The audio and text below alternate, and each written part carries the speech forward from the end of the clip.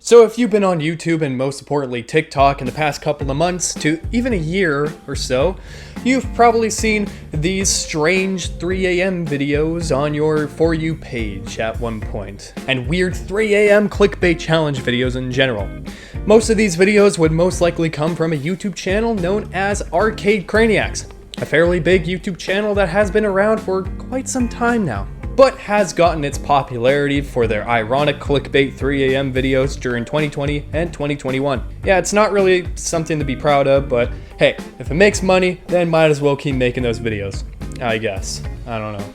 TikTok's weird, and YouTube in general. 3 a.m. challenge videos are not a new thing on YouTube, and creators have been making these sort of clickbait 3 a.m. videos for years now. Hell, back in the day, I remember these 3 a.m. challenge videos surfacing around the internet all the way back in like 2016 and 2017 and further. These videos are pretty much aimed towards children, and it involves the YouTuber doing an act during 3 a.m., which for some reason they call it the Devil's Hour.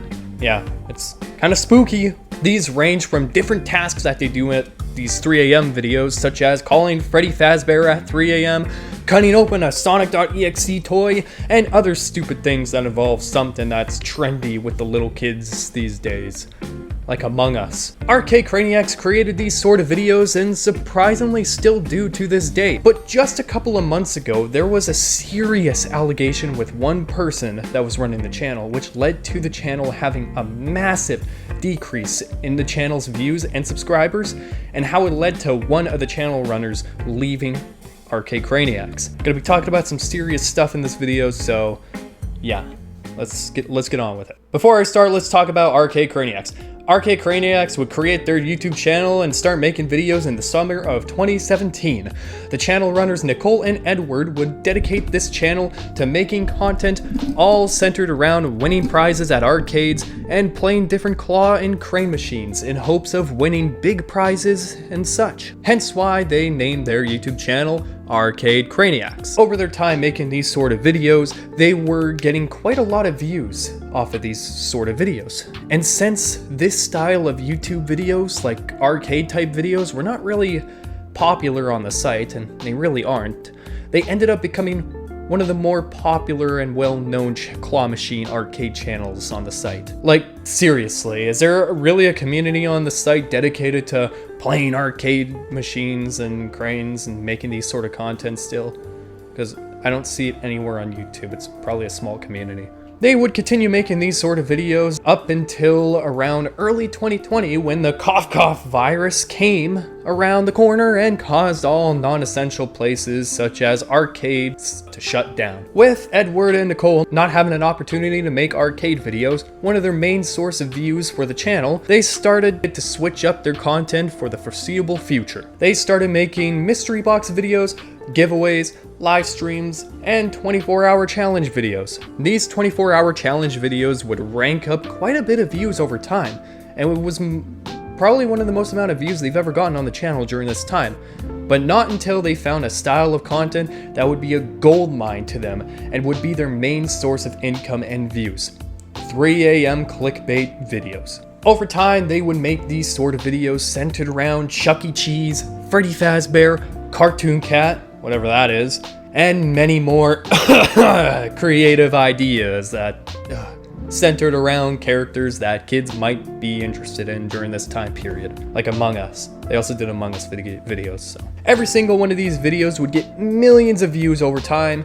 They started to appear all over people's TikToks, and overall the channel was at its peak and popular than ever. Probably one of the biggest kind of videos that they ended up making on their channel was their Among Us 3 a.m. challenge videos. If you all don't know already, which you probably do, Among Us was one of the most popular games of 2020 and early 2021, and they saw this as an opportunity to make these sort of videos. More and more popular YouTube channels and TikTokers were talking about this channel, which gave Arcade Craniacs more publicity and attention. These ironic satire kind of 3 a.m. videos pleased many, and hell, it even pleased me. They are aware that they know what they are doing in these sort of 3 a.m. kind of videos, and even poking fun of the 3 a.m. genre of videos. Like many YouTube channels, and hell, any influencer who has such a huge boost in popularity, once you are at your peak, you will start going down from there. And with Arcade Craniacs, it was pretty much over for them after one incident that was revealed to the public in late 2021. In October of 2021, Arcade Craniacs Edward would make a live stream on his Instagram, almost seeming as if he's having a mental breakdown, as he reveals to the public and his audience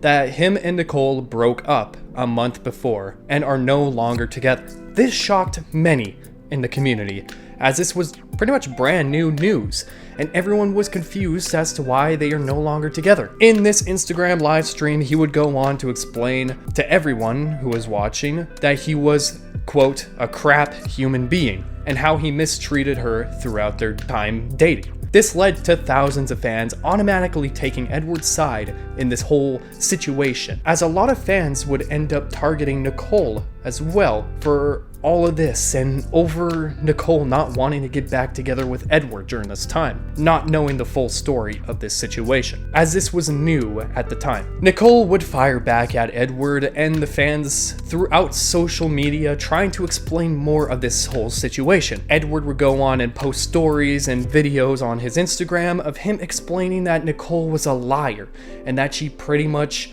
wouldn't be relevant if it wasn't for Arcade Craniacs and him. From these videos, we could clearly see a huge change in mood with Edward, from him having a full-on mental breakdown on the first live stream in the first clip to now. And it shows him simply upset over Nicole revealing more information about the accusations and blaming Edward.